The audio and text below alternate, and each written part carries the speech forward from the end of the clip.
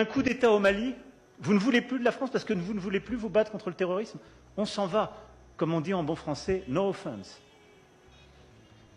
Malheureusement, l'actualité montre que ce n'était sans doute pas la meilleure décision que les putschistes maliens avaient prise pour leur pays. Bon, venons-en au sujet du Mali, parce que j'ai beaucoup de gens qui m'ont demandé d'en parler, et on va en parler de façon très franche, comme d'habitude.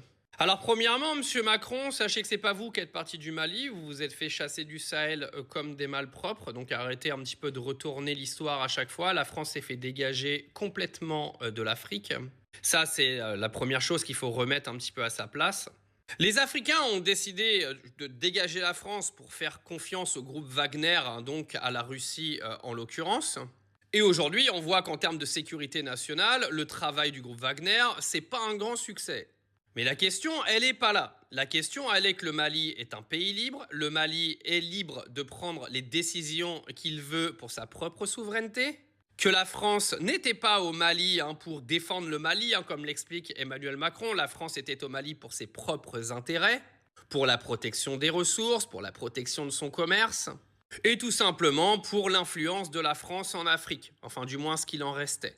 Donc quand Emmanuel Macron arrive sur ses grands chevaux en se faisant passer pour un héros, en venant expliquer que la France était là pour défendre le Mali, etc., ferme ta gueule, d'accord? T'étais au Mali pour tes propres intérêts, pour l'influence de la France en Afrique et rien d'autre. Le peuple malien, tu n'en as rien à foutre. Mais pour revenir sur Emmanuel Macron, qu'a fait la France sur les 10 dernières années au Sahel et au Mali? Rien du tout. La sécurité nationale au Mali, comme la vente Emmanuel Macron, elle n'était absolument pas là avec les militaires français présents sur le territoire. Toutes les attaques que vous voyez là, elles existaient déjà du temps où la France était au Sahel. La France n'a servi à rien là-bas, à part continuer de montrer son influence et d'essayer de montrer sa domination coloniale. Il se passait absolument rien avec les militaires français là-bas. Vous allez me dire, oui, il y a des militaires français qui sont morts, etc. Ils ne sont pas morts pour les Maliens, redescendez de 3 étages. Ils sont morts pour protéger les intérêts de l'influence française en Afrique, c'est tout. Est-ce que c'est la France qui est quittée du Mali ou bien est-ce que c'est le Mali qui a chassé la France du Mali? Ça, c'est deux points très capitaux qu'il va falloir qu'on éclaircisse un peu sur ça. Vous devez savoir que, chers camarades, le Mali a chassé la France. Ce n'est pas la France qui est partie. Prenez un peu les stats. Durant la présence de la France au Mali, parce que le message que je suis en train de tirer, je veux plus cibler sur la partie terreau-terreau. Quand les Français étaient au Mali pour pouvoir aider les Maliens à combattre les terreau-terreau, nous avons tous vu qu'ils ne combattaient pas les terreau-terreau. Eux, ils combattaient plus pour les intérêts, ils protégeaient plus leurs intérêts. Aujourd'hui, le président est en train de dire no offense. Comme ils ont quitté le Mali, que personne ne se plaint de l'autre, ou alors il n'y a pas de remords, il n'y a pas de rancœur. Mais ce qui est en train de se présenter est plutôt l'opposé de ce qu'il est en train de dire.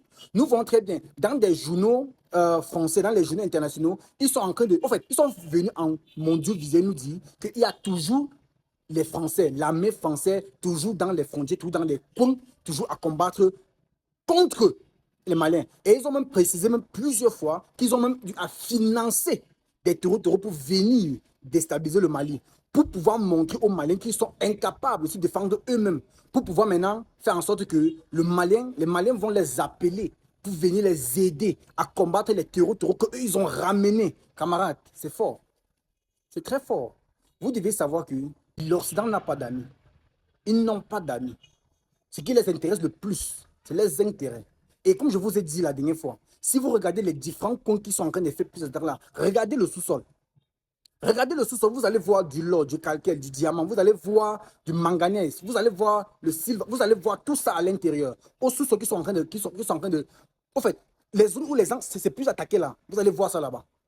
Et ce n'est pas pour rien qu'ils sont en train de faire. Vous voyez comment le président qui parle souvent, il montre un peu comme s'il faisait la compassion. Dernière nouvelle sortant de la conférence à France-Afrique qu'on a eue la dernière fois au Kenya, il a fait un message disant que, comme tu vois là, il aime les Nigériens, les Maliens ou les Burkinabés plus que les Burkinabés. En fait, il est mal arrivé, qu'il a dit qu'il est un vrai... En fait, c'est même lui le vrai panafricaniste. Je ris. Je ris à haute voix. Haha. Je ris à haute voix. Je ne sais pas ce que lui l'appelle panafricaniste. Ou alors un panafricaniste, c'est celui qui décide de détruire toute une race pour pouvoir gouverner ou pour pouvoir piller toutes les ressources de cette race-là. Vous comprenez? Parce que comment expliquez-vous le fait qu'au Niger, il n'y a pas d'électricité, tandis que tout l'uranium qu'eux, ils exploitaient là-bas a passé des cinquantaines d'années à éclairer tout Paris, tout Élysée. Mais on ne voit pas ça. Il doit savoir que les Africains sont réveillés. Camarade Fanny, abonnez-vous pour les nouvelles, partagez la vidéo massivement.